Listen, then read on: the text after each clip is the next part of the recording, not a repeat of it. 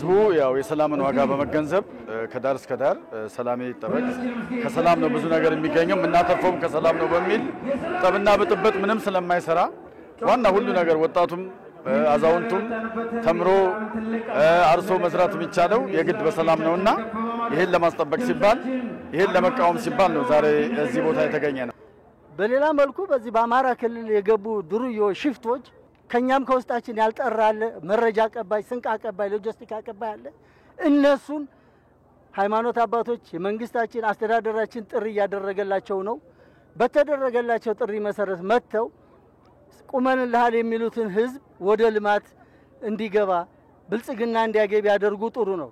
ግን ከመሰረቱ ጀምሮ ጠላቶቻችን ጋር እያበሩና እየተሽለኮለኩ እየተረዱ የኛን ህዝብ የሚዘርፉትና የሚገሉት አላግባብ ስለሆነ አሁንም የሃይማኖት አባት የመንግስት የክልል መንግስት የሚያደርግላቸውን ህብረተሰብ የሚያደርግላቸውን ጥሪ ተቀብለው ወደ ሰላም መንገድ እንዲመጡ እኛም መልእክታችን እናስተላልፋለን። በጦርነት የሚፈታ ምንም ነገር ስለሌለ ጫካ ያሉትም ወገኖቻችን ወደ ሰላም እንዲመጡ መንግስት ተደጋጋሚ ጥሪ አድርጓል። አሁንም የመንግስት እጅ አሁንም እንደተዘረጋ ነው። ጥሪውን መቀበል አለባቸው። ምክንያቱም ከጦርነት ምንም የሚገኝ ነገር ስለሌለ አሁን እኛ ሰላም ነው የምንፈልገው። ቢያንስ እንደ ሴት አሁን ቤተሰቦቻችንን ማስተዳደር ባቃተብን ሁኔታ ነው ያለነው። ሰላም ያስፈልገናል። ለኛ ለሴቶች ለእናቶች ልጆቻችን ወጥተው መግባት አለባቸው። ያው ሰላም ነው ዋንኛው እንግዲህ ቁልፉ ነገር ያው ሰላም መሰረት ስለሆነ ያው ሰላማችን እናስጠብቃለን ነው በጋራ ህዝባችን ደግሞ እንደምታየው ለሰላም ቀናይ ነው።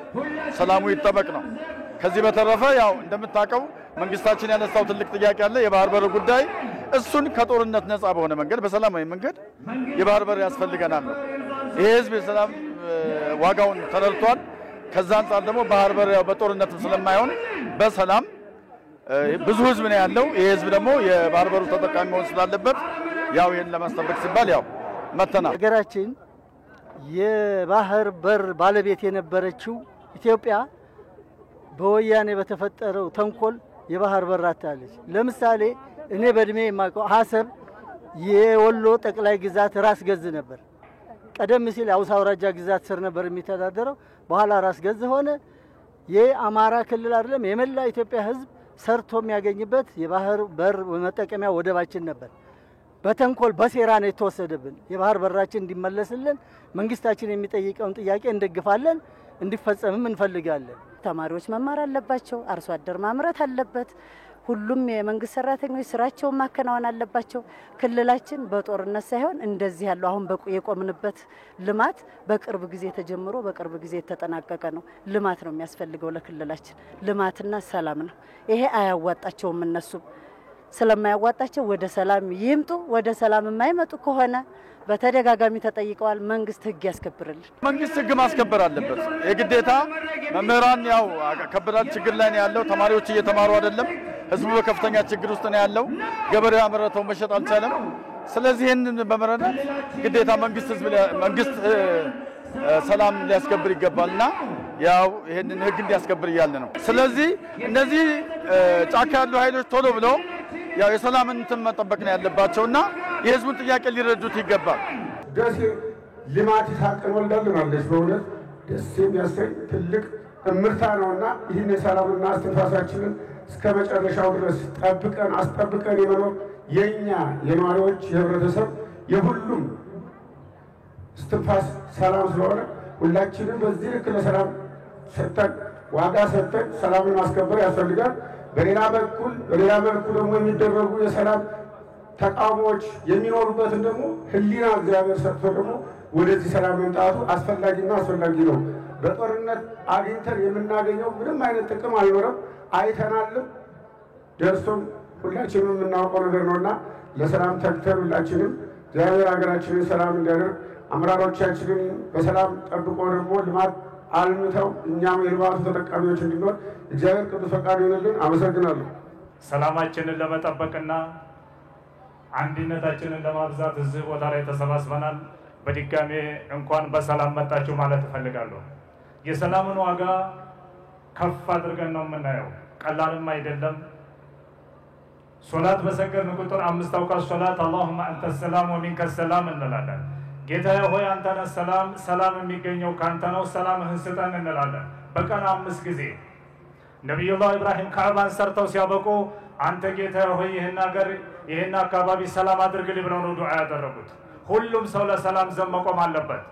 ነጋዴው ነግዶ የሚያተርፈው፣ ገበሬው አርሶ የሚያመርተው፣ ተማሪው ተምሮ ቤት የሚገባው ሰላም ሲኖር ነው። ሰላም ተለለ ሁሉም የለም። 2013 14 አይተነዋል። ሌሊቱም ቀኑም ጨልሞ ጁንታ በመጣች ጊዜ ከተማው ጭር ባለ ጊዜ አይተነዋል። በሌሎች ሀገሮች እያየነው ነው የሰላምን ዋጋ። እነ ሶሪያን እነ የመንን እንዲሁም እነ ሊቢያን እያየናቸው ነው። ጎረቤት ሀገር ሱዳን አላህ ይድረስላቸው እየፈረሱ ነው። የኛንም ሀገር አላህ እንዲጠብቅ ሁሉም ትንሹም ትልቁም ለሰላም መቆም ግድ ነው። መገዳደል ይብቃ፣ ወደ ሰላም ቶለኑ። ሁላችሁም ወገኖቻችን ጫካ የገባችሁ ከመንግስት ጋር የሃይማኖት መሪዎች የሀገር ሽማግሌዎች ያስታርቋችኋልና ወደ ሰላም ቶለኑ። የመንግስትም ትዕግስት ሳያልቅ የህዝቡም ትዕግስት ሳያልቅ ዛሬ በቃ ይበቃል፣ ሰላም እንፈልጋለን ቶሎ ልጆቻችን እያለ ነው። ጥሩ አይደለም፣ ሀገር እየፈረሰ ነው። እንደ ክልልም በኢኮኖሚ በማህበራዊ እየዳሸቀ እየወደቀ ነው ክልላችንና ሁላችሁም ለሰላም በአስቸኳይ እንድትመጡ ጥሪ እናደርግላችኋለን። ወገኖቻችን ይበቃል። በጦርነት ሳይሆን በሰላም ነው ሁሉም ነገር በሰላም ይፈታል። የማይፈታ የለም። መገዳደል ይብቃ። ነብዩ አለይሂ ሰላቱ ወሰላም ትላልቅ ወንጀሎች አሉ። ተነዛ ተወንጀሎች አንዱ ቀትለን ነፍስ ነው ብለዋል። አንድ የሰው ህይወት ማጥፋት ከባድ ነው። ሰማይ በረከቷን እንዲያትሰጥ ምድር በረከቷን እንዲያትሰጥ ያደርጋል። የወንጀሎች ሁሉ ትልቁ አንኳር ሰው መግደል ነው። ወላ ተቅቱሉ ነፍሰ التي حرم الله الا بالحق ይላል አላህ በቁርአን። አላህ ሐራም ያረጋትን ነፍስ እንዲያትገሉ እርም ያረጋትን ነፍስ እንዲያትገሉ ጠብቁ ይላል። በሌላ አንቀጽ ሱረቱል ማኢዳ አንቀጽ 32 ከ31 እስከ 32 أنه من قتل نفسا بغير نفس أو فساد في الأرض فكأنما قتل الناس جميعا ومن أحياها فكأنما أحيا الناس جميعا عندت النفس يطفى سوء الأكبر نصوحاني هونج من منجل ساسرا ساتطفى عندت النفس يطفى سوء يعلم من حزب يطفى أن يجرس يقتل لله الله سبحانه وتعالى بتكبر القرآن عندت النفس يطفى لهم ويطبق أن يتنكبكب ያችን ነፍስ የጠበቀ የዓለምን ህዝብ እንደጠበቀ ይቆጠራል ይላል። ሕያው እንዲያረገ ነው የሚቆጠረው ይላል። ስለዚህ መገዳደል ይብቃን። ክልላችን እየወደቀ ነው። እንደ ከተማም ወሎ በጣም እየወደቀ ነው። በልማት ላይ ያለው ጎዳና ነው። ስለዚህ ይበቃል፣ ተመለሱ። በዚሁ አጋጣሚ የከተማችንን ሰላምና ልማት ታላመሰግን በወርድ ንፉግነት ነው። ሰላም ይህን የመሰለ ልማት ደስ ብሎን ተመልከቱት፣ እያየነው ነው። የከተማችን አመራሮችን አላህ እንዲጠብቃቸው ዱዓ እያደረግን ተጎናቸው መቆም ግድ ነው። ከዚህም የበለጠ ይሰራል። ሰላም ታለ ሰላም ተለለ ግን ምንም ነገር ሊሆን አይችልም። ክቡር ጠቅላይ ሚኒስትራችን ባለፈው ጥሪ አድርገዋል። ከ130 ሚሊዮን ህዝብ በላይ ያለባት ሀገር የባህር በር ያስፈልጋታል ብለዋል። የባህር በር ያስፈልጋታል። ሀገራችን በእድገት ጎዳና እየሄደች ነው። ጥቂት ቀን ነው ችግሩ፣ ታሁን በኋላ ይፈታል። ስለዚህ ያስፈልገናል። ሁላችንም ጥያቄያችን ነው። ሀገራችንን ሰላም አላህ ያርገው። ልጆቻችን ወንድሞቻችን ይመለሱ ወደ ቤታቸው። ወቢላሂ ተውፊቅ። ወሰላሙ አለይኩም ወራህመቱላሂ ተዓላ ወበረካቱሁ። ሰላም ወዳዱ የደሴ ከተማ ነዋሪዎች በሰላም አለቃ በኢየሱስ ክርስቶስ ስም ሰላም እላችኋለሁ። እንደምን አደራችሁ? ለደሴ ከተማ ህዝብ ሰላም ማስተማር ስለ ሰላም መስበክ እንደማያስፈልገው እናንተ ራሳችሁ ምስክር ናችሁ። የሰላም አምባሳደር ስለሆናችሁ ስለናንተ እንኮራለን። የደሴ ከተማ ህዝብ ሰላም ስለሆናችሁ ሰላም ስለምትወዱ ዛሬም ለሰላም አደባባይ ወጣችኋል። እናመሰግናለን። በየቤተ እምነቱ የሚሰጠውን የሰላም ትምህርት ተቀብላችሁ ሰላማዊ ዜጋ ስለሆናችሁ ሰላማዊ ማህበረሰብ ስለሆናችሁ የሃይማኖት አባቶቻችሁን እንኮራባችኋለን፣ እናመሰግናችኋለን። አሁንም ሰላም ጤንነት ይብዛላችሁ። የከተማችንን ሰላም ለመጠበቅ ቀንና ሌሊት የምትተጉ የጸጥታ አመራሮች የጸጥታ ሰራዊቶችም ለሰላማችን ስለከፈላችሁት ዋጋ እናመሰግናለን፣ እናከብራችኋለን። ለሰላም የከፈላችሁትን ዋጋ አንረሳውም፣ ክብር እንሰጣችኋለን። አሁንም ለአማራ ክልል ለኢትዮጵያም ሰላም፣ ልማትና መልካም አስተዳደር ያስፈልገናል። ልብ በሉ፣ ዛሬ ለደሴ ከተማ ሕዝብ ስለ ሰላም የምንናገረው እናንተ ሰላማዊ እንድትሆኑ አይደለም። እናንተማ ሰላማዊ ናችሁ። ዘመዶቻችን በሁሉም ክልሎች ስላሉ፣ በሁሉም ዞኖችና ወረዳዎች ዘመድ ስላለን የሰላም ልባችን የሰላም መልእክታችንን በየዘመዶቻችሁ አድራሻ እንድታደርሱ፣ በጫካ ላሉ ወንድሞቻችን ኑ አህሪቡ እንድትሉ፣ ወደ ሰላም ተመለሱ እንድትሉ፣ እናንተ የተረፈው ሰላማችሁ አማራ ክልል እየደቀቀች የአማራ ገበሬ እየተንገላታ፣ የአማራ አስተማሪ እየተንገላታ፣ በኢትዮጵያ በተለያዩ ቦታዎች ሰላም በጠፋበት የማይገባ ደም መፋሰስ የማይገባ ውድመት ባለበት የወሎን ሰላም ለሌሎች እንድታካፍሉ፣ የኛ ሰላም ለክልላችንና ለኢትዮጵያ እንዲተርፍ፣ ሰላማችን በክልላችን ሙሉ እንዲሆን፣ ሰላማችን በኢትዮጵያ ሙሉ እንዲሆን ሁላችን ወሎዮች ደሴዎች የሰላም አምባሳደር እንድትሆኑ እኛ የሃይማኖት አባቶች አደራ እንላችኋለን። እንደምታውቁት በፌዴራል ቢሆን በደሴ ከተማ ያሉ አመራሮች ትልልቅ የልማት አጀንዳ ይዘው እየሰሩ ነው። የምንፈልገው ትልልቅ የልማት አጀንዳ መሬት እንዲረግጥ ከተፈለገ ሰላም ያስፈልጋል። ወሎዮች አሰብ የኛ ነበር፣ ቀይ ባህር የኛ ነበር። ሸቀጣ ሸቀጥ ከአዲስ አበባ እናመጣም ነበር። ሸቀጣ ሸቀጥ በሐሰብ እናስገባ ነበር። ስለዚህ የአባይን ግድብ አንድ ሆነን እንደገነባ ነው።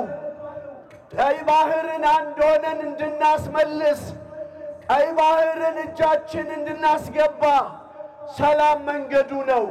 ስለዚህ ሰላም እንዲሆን እንድትሰሩ፣ ለሰላም እንደገና እንድንቆም፣ አንድ ሆነን እንድንቆም፣ ለልማት አንድ ሆነን እንድንቆም ሃይማኖት አባቶች አደራ እንላችኋለን። ትልልቅ የልማት ጅማሬ እያየን ነው። የተጀመረው ትልልቅ የልማት ራዕይ በፌዴራል ያሉ በጠቅላይ ሚኒስትሩም በከተማችን ከንቲባም የተጀመሩ ትልልቅ አጀንዳዎች መሬት እንዲረግጡ ሰላም ያስፈልገናል። አሁንም በየወረዳው ሰላም እንዲሆን በምታገኙት ወደ ዘመዶቻችን ሁሉ የሰላምን መልእክት እናድርስ። በውጭ ያላችሁ፣ በጫካ ያላችሁ ኑ የመልካም አስተዳደር ጥያቄውን አብረን እናስመልስ። ኑ በሰላማዊ መንገድ ወንድሞች ሳይሞቱ፣ እህቶች ሳይሞቱ፣ ንብረት ሳይወድም ጥያቄያችንን እናስመልስ። ኑ ወደ ሰላም። መድቀቃችን ይበቃናል። ስብራታችን ይበቃናል። መውደማችን ይበቃናል። መጎሳቆላችን ይበቃናል። በቃ ጦርነት በቃ። የሰላም ጥሪ የሚያቀርበውን መንግስት እየደገፍን ለሰላም የድርሻችንን እንወጣ። መንግስት ለሰላም የዘረጋውን እጅ እንዳያጥፍ እስከ መጨረሻም እንዲቀጥልልን አደራችንን እናስተላልፋለን። ትልልቅ ጥያቄዎች፣ የልማት ጥያቄዎቻችን፣ የቀይ ባህር መመለስ፣ ሌሎች ትልልቅ አጀንዳዎችን መመለሱን መንግስትም ይቀጥልልን። ሰላም ለአማራ ክልል፣ ሰላም ለኢትዮጵያ ይሁን። የሰላም አምላክ የሰላም አለቃ ኢየሱስ ክርስቶስ ምድራችንን በሰላም ይሙላ። አመሰግናለሁ። የልማት ማዕከል የነበረው ክልላችንን ለጦር ቀጠና ለማድረግ የሚሰራው ስራ የባንዳነትና የጽንፈኝነት ጥግ ነው። የተከበራችሁ የከተማችን አስተባባሪ ኮሚቴ አመራሮች፣ በየደረጃ ያላችሁ የከተማችንን አመራሮችና መንግስት ሰራተኞች፣ የተከበራችሁ የደቡብ ወሎ ዞን አመራሮችና ሰራተኞች፣ የተከበራችሁ የሃይማኖት አባቶች፣ የሀገር ሽማግሌዎች፣ ወጣቶች፣ ሴቶች፣ ባለሀብቶች፣ ክቡራንና ክቡራት፣ በመጀመሪያ በክልላችን የተፈጠረውን እርስ በርስ ጦርነት ወደ ሰላም ለመመለስ መንግስት የሚያደርገውን ጥረት በመደገፍ ህዝባዊ የድጋፍ ሰልፍ አድርጋችሁ መላ የከተማችንን ህዝብ በመውጣታችሁ ልባዊ ምስጋናዬን ላቀርብላችሁ እወዳለሁ። ሰላም ለሰው ልጅ ህይወት ጉዞ ወሳኝ ነው። ያለ ሰላም ሁሉም ነገር ከንቱ ነው። የሰው ልጅ አእምሮ እየበሰለ ሲሄድ፣ ዕውቀቱ እየዳበረ ሲሄድ፣ የስልጣኔው መገለጫ በሐሳብ የበላይነት ያምናል፣ በንግግር በውይይት ያምናል። የውስጥ አንድነታችንን ጠብቀን ችግሮቻችንን በውይይት እየፈታን የምንሄድ ከሆነ ደግሞ ሰላማችን ተጠብቆ ይቀጥላል፣ ልማት ይመጣል፣ የህዝባችን ጥያቄዎችም ይፈታሉ።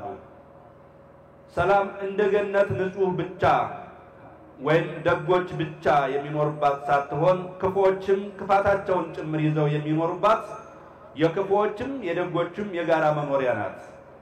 ስለሆነም ሰላምን ደጎች ብቻ ሳይሆኑ ክፉዎችም ከነ ክፋታቸው ይኖሩባት ዘንድ ሊጠብቋት ይገባል። ምንም ይሁን ምን ስርዓት ሊኖር ይገባል። የህግ የበላይነት ሊኖር ይገባል። የህግ የበላይነት ከሌለ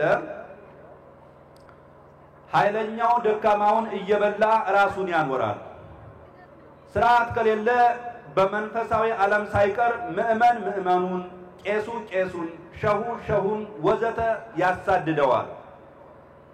በአጠቃላይ ስርዓት አልበኝነት ከነገሰ ወቅቱ ለጉልበተኞችና ለዘራፊዎች በረከት ሲሆን፣ በአንጻሩ ለንጹሃንና ለደካሞች ደግሞ እርግማን ይሆናል ማለት ነው። በዘመነ ኢህአዴግ ተዘርቶ ለ3 አስርተ ዓመታት ያደገው የብሔርተኝነት አቀንቃኝነት ወይም የጎሳ ፖለቲካ ከዕለት ወደ ዕለት እየተካረረ በመምጣቱ አሁን ላይ በክልላችን እኔ ያውቅልሃለሁ፣ ከኔ በላይ ላሳር፣ እኔ ያልኩን ካልተቀበልክ እገድልሃለሁ የሚል ጽንፍ የረገጠ በውይይት የማያምን ቡድን ተፈጥሮ ክልላችንን ላልተፈለገ መስዋዕትነት፣ ዘረፋ፣ እገታ፣ ትምህርት እንዳይማሩ በማድረግ የተማሪዎች ሕይወት መጎሳቆል ወዘተ ዋጋ እያስከፈለን ይገኛል። ለዓመታት የተዘራ ቂም በቀልና የህዝቦች አብሮ የመኖር እሳቤን የሚሸረሽር የግጭት ሴራ ያለ እረፍት ሲጠምቁ ይውላሉ። ጠዋት የአማራን ህዝብ ጥያቄዎች እናስመልሳለን ይላሉ፣ የውሸት ጩኸት ይጮሃሉ። ከሰዓት ከአማራ ታሪካዊ ጠላቶች ጋር አማራን ለመውጋት ሲመክሩ ያመሻሉ። ጠዋት ተባብረው ወገናቸውን ይዘርፋሉ። ከሰዓት የዘረፉትን ሲከፋፈሉ እርስ በርሳቸው ይገዳደላሉ። በኢትዮጵያ ታሪካዊ ጠላቶች የሆኑትን የውጭ ባዕድ ሀገራት የሰጧቸውን የግፍ ተልእኮ በጭካኔ ይፈጽማሉ። ሰው እያገቱ ገንዘብ ከመዝረፍ ከመግደል ጀምሮ ትውልድ እንዳይማር ትምህርት ቤቶች በመዝጋት አማራ በታሪኩ ገጥሞት የማያውቀውን የትውልድ ኪሳራ እንዲገጥመው አልመው ይሰራሉ።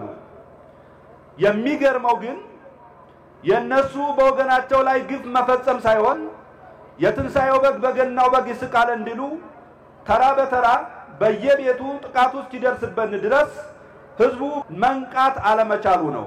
አንዳንዱ ይህ አካሄድ አይበጅንም ይላል፣ አንዳንዱ ዝምታን ይመርጣል፣ ሌላው ደግሞ ሴራውን በውል ሳይረዳ በስሜት ሲነጉድ አስተውለናል።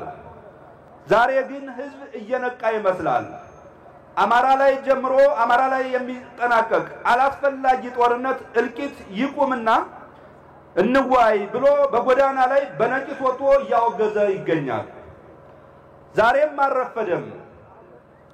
ምንም እንኳን የጽንፈኝነትን አደጋ በሐሳብ ያለ ኪሳራ መማር ስንችል በድርጊት በኪሳራ ብንማርም አሁንም ቢሆን አስከፊነቱን ተረድተን ተባብረን በማውገዝ በአንድ በኩል ለህዝባቸው ረፍት ሲሉ የሰላም ጥሪውን ተቀብለው ለመምጣት ፈቃደኛ የሆኑትን ተቀብለን ወደ ህዝብ ተቀላቅለው በዘላቂነት አቋቁመን በሰላም መኖር እንዲችሉ ማመቻቸት ይኖርብናል። በተቃራኒው የህዝብን የሰላም ጥሪ አንሰማም ያሉትን ደግሞ በመጀመሪያ የሎጂስቲክ ምንጭ ከመሆን ራሳችንን መጠበቅ ይገባል። ሲቀጥል እነዚህን የውጭ ጠላት ቅጥረኞች በጋራ በመታገል አሳልፎ መስጠት ለክልላችንን መረጋጋት ለህዝባችንን እረፍት መትጋት ይኖርብናል። በክልላችን የተሟላ ሰላም ለመምጣት መንግስት ብቻውን ሊወጣው የማይችል በመሆኑ ምሁሩም አክቲቪስቱም የሃይማኖት መሪዎችም ህዝቡም ለሰላም ግንባታ በጋራ ልንረባረብ ይገባል። ለሀገር ሲባል ይቅር ተባብለን የክልላችንን ሰላም በመመለስ የውጭ ጠላቶቻችንን አይን እንዲቀላ ማድረግ ሊያቅተን አይገባም። ከስሜት መውጣት ተደማምጦ መነጋገር ከልብ መተማመን ይገባናል። ከህዳሴ ግድብ ግንባታ መጠናቀቅ እስከ የባህር ወደብ ያስፈልገናል ብለን አቋም ይዘን ድምጻችንን ለዓለም አቀፉ ማህበረሰብ በማስረዳት ተቀባይነት በማትረፋችን ጠላቶቻችንን የነሱ ብቻቸውን ማደግ ሳይሆን የኛ እንደነሱ አብሮ ለማደግ የምናደርገው ጥረት አይናቸው ቀልቶባቸው አኩርፈው የተነሱ የውጭ ጠላቶቻችንን በደገሱልን ድግስ እርስ በርሳችንን መበላላት የለብንም። አንድ ላይ ቁመን ህዳሴ ግድብን እንዳሳካነው ሁሉ አንድ ላይ ቁመን የባህር ወደብ ጥያቄያችንን እናሳካዋለን። ለዚህ ደግሞ ቋንቋ፣ ብሔር፣ ሃይማኖት ሳይለየን ተባብረን አንድነታችንን አጠናክረን ልንቀጥል ይገባል።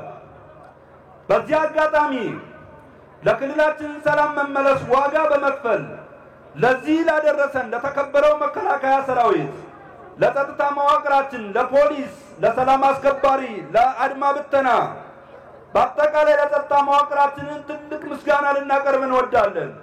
በተጨማሪም ለከተማችንን ሰላምና ልማት ከጎናችን ቆሞ እየደገፈን ለሚገኘው የከተማችንን ህዝብ፣ የከተማችንን ወጣት፣ ሴቶች፣ የሃይማኖት አባቶች፣ ባለሀብቶች ሁላችሁም በየድርሻችሁ መንግስት ሰራተኞች ለምታደርጉልን ድጋፍ እጅግ በጣም እናመሰግናለን።